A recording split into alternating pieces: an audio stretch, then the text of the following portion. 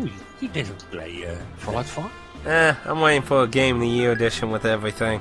That's what I always do with their games. Yeah. Then you get all the DLC and everything for a reasonable price. Exactly. I'm stuck right now. I'm outside of a door where this legendary guy is, and I want to kill him because the legendary guy has dropped cool stuff. But every time I go in there, I always get, my butt handed to me. So I kind of got mad and stopped playing it for a while. Just come back with a mini nuke gun. I'll take care of him. Well, I've got grenade launchers and Molotovs and all this other stuff, and it always seems like either my companion dies right away, or runs out and alerts, the legendary guy that we're there. And it's like, just stay here. If I can at least, throw a grenade at him first, that'll get a lot of his health gone. But no, she's just like, oh, there's a guy. Well, maybe, can you make them, wait outside or anything? Oh, yeah, you can. But it's such a annoying... If you have an NPC with you, it's... To control the NPC is... Oh, man, I really hate to have an NPC nearby. You can give orders for stay here, but it's so... You have to do so many stuff to give him orders. You have to watch him, then you have to point at the ground, then you give the order, stay here. And if you want to follow again, you have to look at the NPC again and give a... There's no quick key to say, okay, you wait where I'm watching right now. Or a quick key for follow me. That's kind of funny, actually, because that Dead Rising's had that functionality since the beginning of the 360. Yeah. Well, plus, I think it may help, with the initial attack if you say, stay here. Because then you can do something to them before they notice you. But after that, if you say, stay here, just like Carda was saying, then you have to go through all these things to say, follow me again if you want their help in battle. And I think it's more beneficial to have them as a bullet sponge. So while they're attacking your NPC, you can sneak around or do whatever. Yeah, I just say get a mini nuke gun, just use that. And I really don't like that. What's that armor suit they give you in the first half hour? I like playing the game without that because I haven't even touched it. They just call it the power suit, don't they? In Fallout. Yeah. To my opinion, well, okay, some people do enjoy it, and I give them that, but I enjoy it to play it, without the power suit. Yeah, that seems like something you would only use in a situation if you were in a town and 50 people were heading forward about to kill you. That kind of segment sounds like something to use the power suit for. Yeah. But even so, now it's got battery power, where before the power armor never had a battery to use, and it just seems bizarre. Plot holes. Yeah, I think they try to limit the use of the power armor, but then again you find so many energy cells. It's at the end game you are running with so many energy cells, you can power it for 24 hours or something.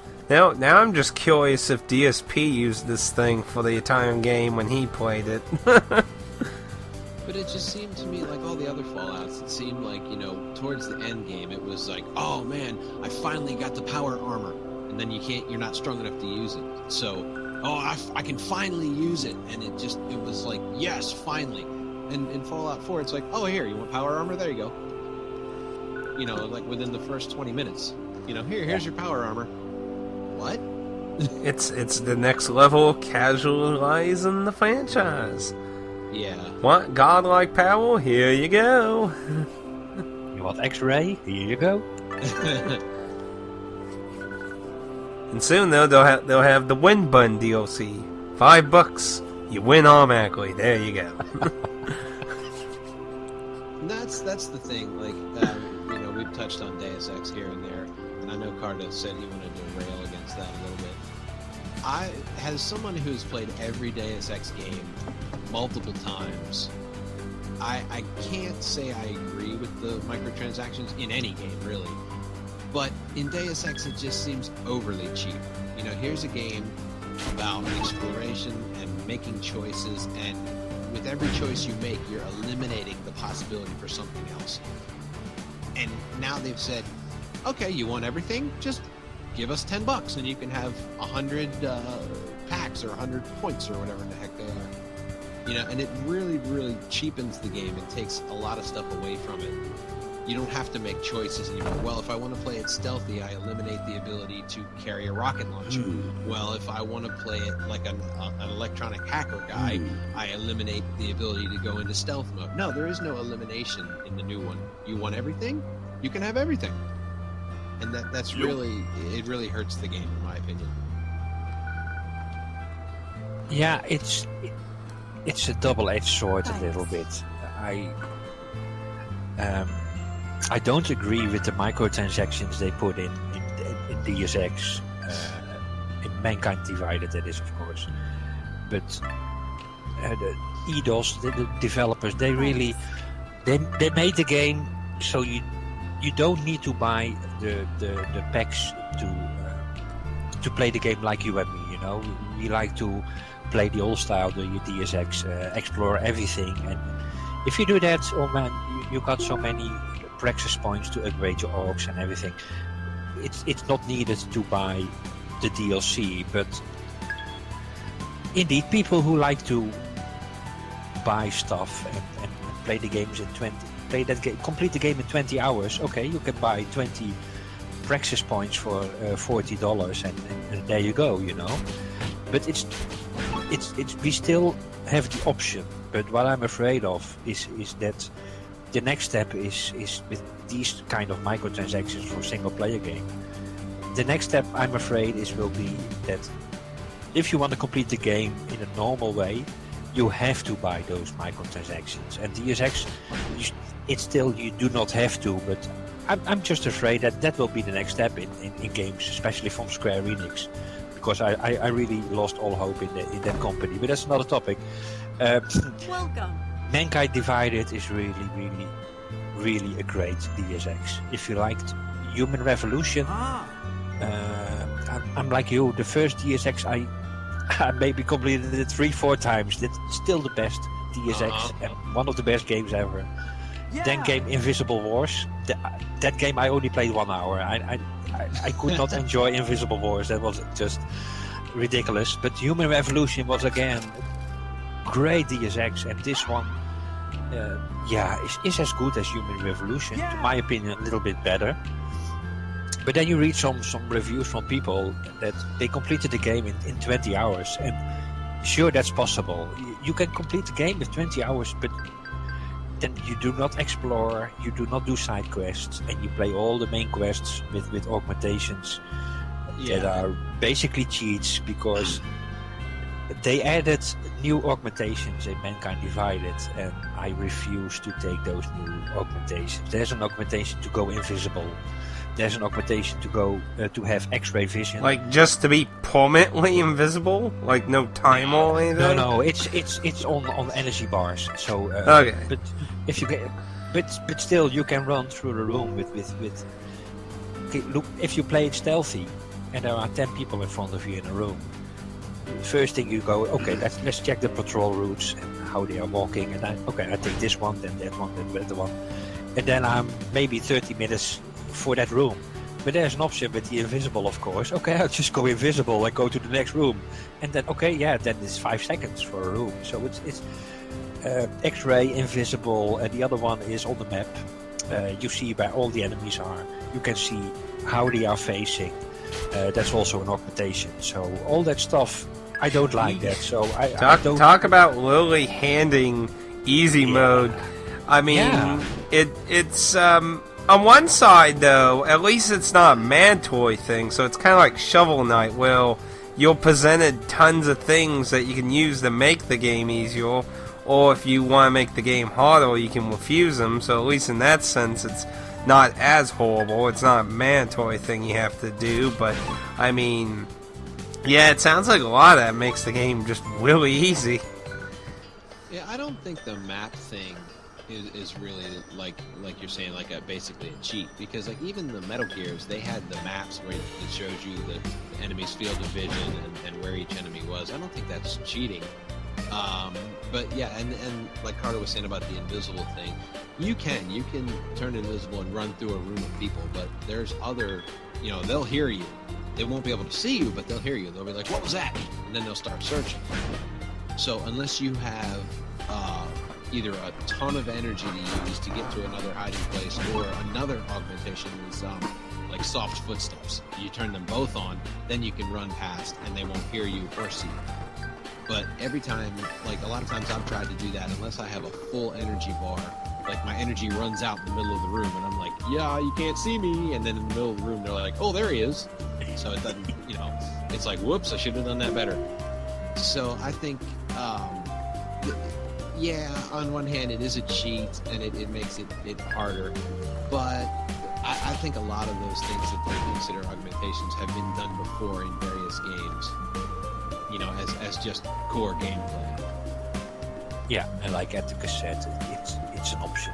You do not have to use it, and I'm glad they also gave us the option to play it like DSX we used to play before, without all that stuff. I want hacking because I like hacking, some other stuff, and you can play, and it's good. You can play it like Call of Duty. You can play it sneaky. You can play it. And I think that's really good game design, really, when it's an option, not a mandatory thing. I really think Shovel Knight's one of the most brilliant designed games when it comes to difficulty, because it's literally everything's a choice. More health, more magic, all the special artifact items you can use to do special stuff. None of it's mandatory to actually beat the game. You can literally beat the game without any of that stuff in just Shovel Knight's basic moveset. I think it really is a better way to do difficulty than just having these arbitrary, I'm just going to pick hard mode that, gives like 2,000 extra health to everything.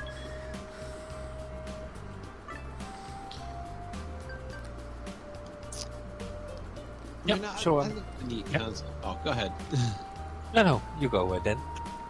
I was going to say, it's an interesting concept, and I think it adds replayability. So, usually the way I do it, like, the first time I'll play through the game is I'll get all the augmentations or upgrades or whatever they happen to be, in a particular game. I'll use them all, I'll find out which is better, for what situations. And then the second time I play the game is like, all right, I'm going to try this with limited or no augmentations, or I'm going to try like a no-kill run through or whatever. So like the first time I'll play it as kind of a tutorial, basically. Let me get an idea of the game. Let me, wrap my mind around the best way to do things. And the second time it's like, all right, time for business. Yeah, it's kind of like how you usually play the older Dead Rising games. Play it once, not knowing anything, and then every other playthrough through it, you improve based on what you know, what you leveled up, new skills and such, until you get to the point where you perfect a full playthrough of saving everyone and getting the true ending. Right.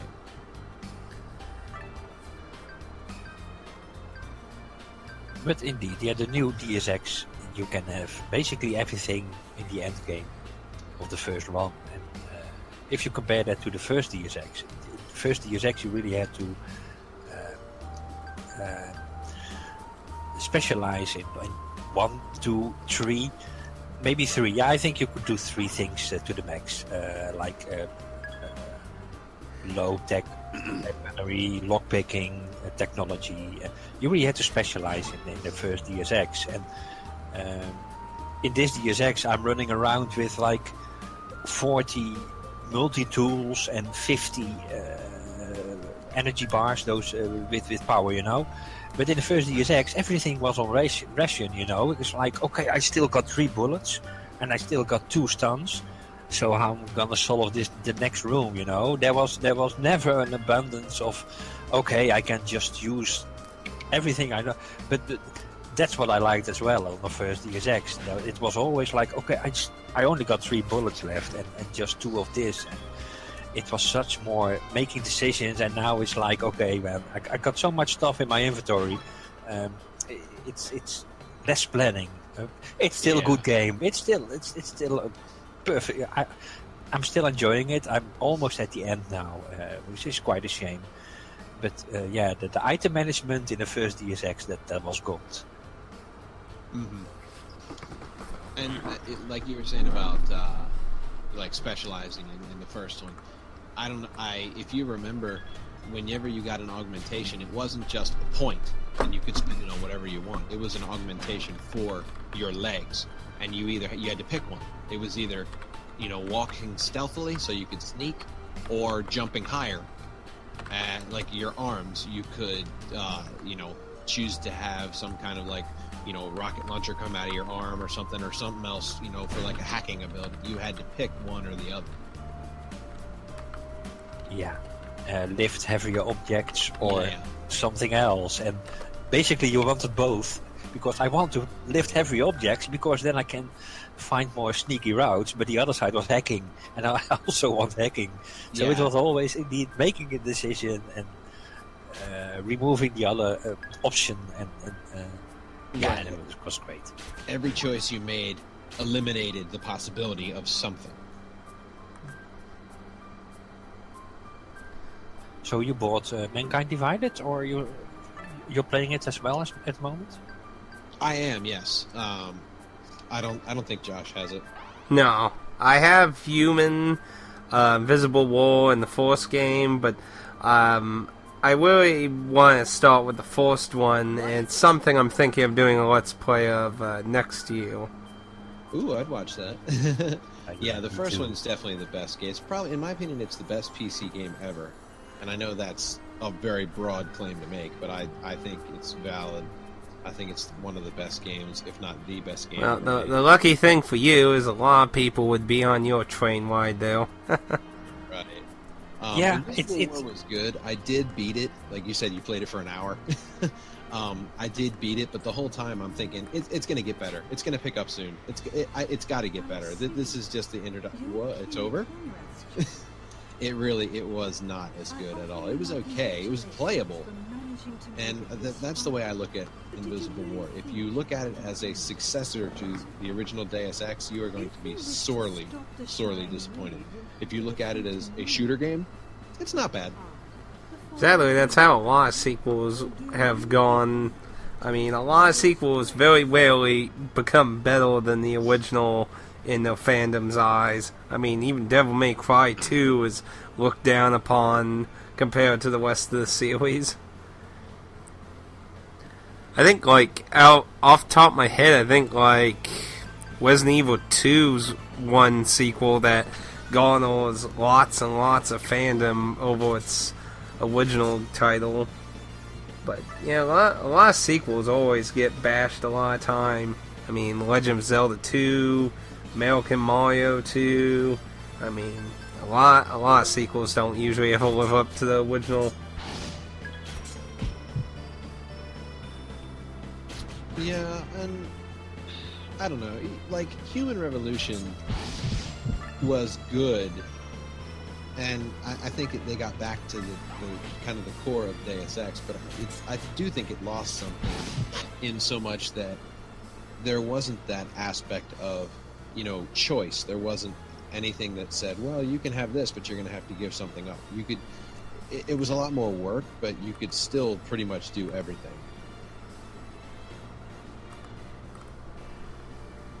Oh, that's good. Good.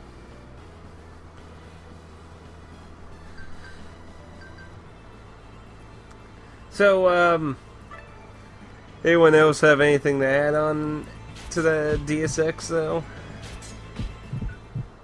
No, not really. It's just a shame that the company that developed the first DSX, the Iron Storm, it's such a shame they went bankrupt. Yeah, they made that one game, right?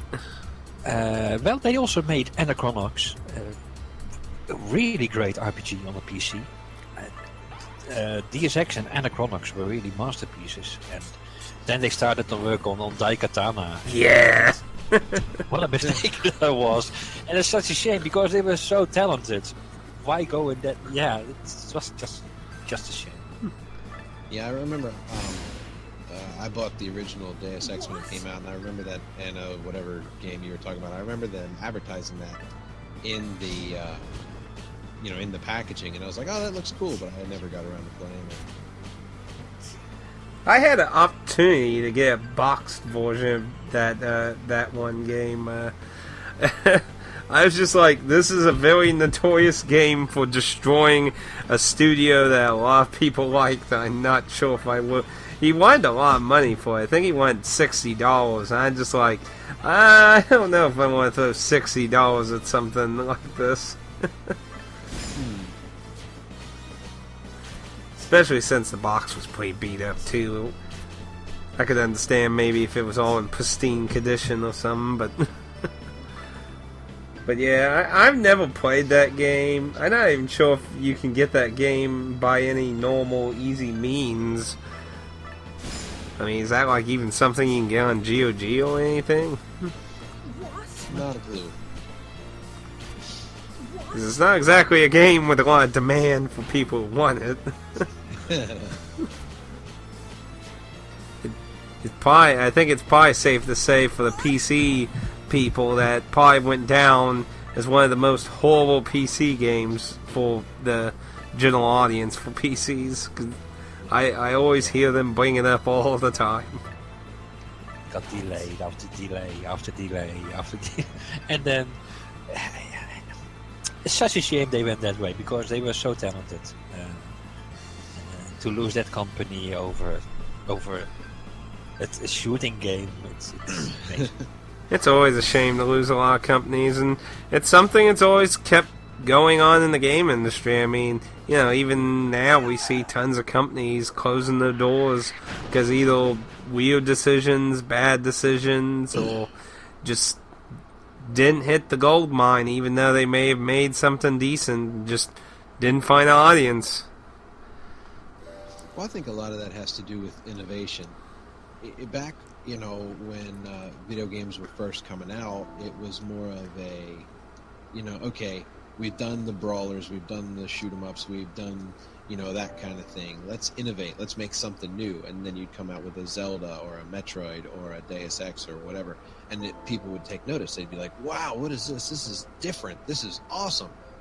See, that's why I like Japanese games a lot, because Japan's not afraid to usually do completely bizarrely weird shit. For some reason, a lot of American companies, if you're not into like real small indie companies, they just don't want to try anything. Well, that now, I mean, gaming has become such a mainstream thing, as compared to what it was. Before it was, nerds in their basement, afraid of the sunlight and all playing video games because they didn't have any real friends or couldn't get a girl or whatever. Now, 8 out of 10 people play video games, and it's such a mainstream thing. That's all they want. All they want is a Call of Duty. All they want is a shoot 'em up, mindless, push buttons and make the pretty lights come on the screen. They don't want new. They don't want different. They don't want to think. You see, that kind of goes in what I was saying about like changing a game for a different audience to get more money, and basically shitting on the audience that's been your fandom. A lot of companies don't really care about the fandom as much. They care about getting as many people in the net to get money off of, which is why I always think a lot of franchises keep casualizing, making things easier, and hand-holding the living hell out of their games. Yeah, it's like the original Zelda game. He was talking about like, I did this based on, the adventures I made up in my head as a kid and the things that I like to do. I used to go around exploring and doing all this stuff. That's why the first sword was a wooden sword, because as a kid he'd have a wooden sword and he'd go around fighting pretend monsters. But nowadays it's just how much blood, how much gore, how much, money can we make off of a franchise. If we can make an extra couple $1,000 by adding microtransactions, yeah, let's do it. Pretty much, though. That's why they keep doing so many things. Is they think in the long run it's going to, and in some cases it can, but there's other cases where it completely detours the fan base that you built up to that point, and then it goes downhill. I mean, like, what's a good example of that? I can't think of anything at the moment, but I mean, I really, really wish companies would care more about their long-term fans. I mean, I don't mind if they add easy mode or something for newer people or something, but it just seems so horrible when they just keep changing games and adding so much needless crap in it. I mean, like, you get times where you get these long tutorials of talking and gibberish or hand-holding. I actually watched a guy who recently was talking about how a lot of the modern Zeldas have these long tutorials that just make it boring to replay the game, because it's like, I already know all this shit. I don't want to do everything, and he's like, it detours me being interested in replaying it, because like, I can go to Link to the Past, boom, I'm in the game. I play like Twilight Princess, I have to go through all this gobblish goop in the little town, shooting a slingshot, and all these stupid little chore things that are to help new people understand what the fuck they're doing. Yeah, I forget which one it was, but it was just, it was so funny. I think it was on the original Xbox, Call of Duty 2, I think it was. The tutorial level, you were throwing potatoes into a bucket to simulate grenades. Yep. It was like you're supposed to be some new recruit, and before they would give you a live grenade, they gave you a thing of potatoes, and you're like, they're over there, throw the grenade over there, and you had to throw the potatoes at these pretend people. It's like, this is not fun. This is not even funny as like a ha-ha joke. See, I could understand that if that was an option, like, on the main menu, take the tutorial, but if that was a mandatory thing, then yeah, I'd say that goes along with the same lines as the one guy. This is something that makes it annoying for people to know what the hell they're doing or want to replay the game, and they have to go through all this garbage for like 10 to 30 minutes, depending on what kind of game and that it is. Yeah. I saw something online a while ago. It was about how Metroid, Super Metroid, had a tutorial level, and you didn't even know it was a tutorial level. And I never really thought about it, because it was just, the opening playable area. And yeah, it was walking. See, stuff like the first level of Super Metroid, the beginning stages of Portal, those are really interesting ways of doing an actual tutorial without making it feel like you're a little child being talked down to.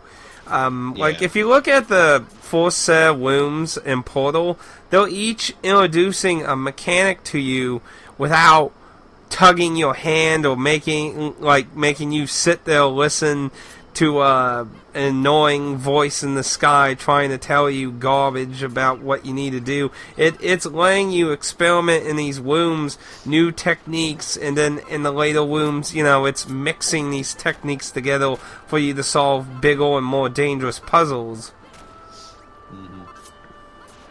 And I really think we need games with better tutorials with stuff like that, where it doesn't feel like... Because, nobody really complains about starting a new game of Portal, but I hear ungodful amounts of people bitch about replaying Twilight Princess or Skyward Sword. It's like, oh my god, this is so boring, I just want to get to the game, I always know how the shit works. Yeah, one of the things I remember doing... I remember trying to beat Link to the Past in one sitting, and if you did, when you got to the end, it gave you a 0 count for your playthrough if you never died and never saved the game. Damn. It took like 4 hours for me to do start to finish, get all the extra stuff, all the heart pieces, all the everything, and beat the game in one sitting. Took like 4 hours. And now there are cutscenes that seem like they take 4 hours. Well, if you play Metal Gears, that's for sure. Yeah.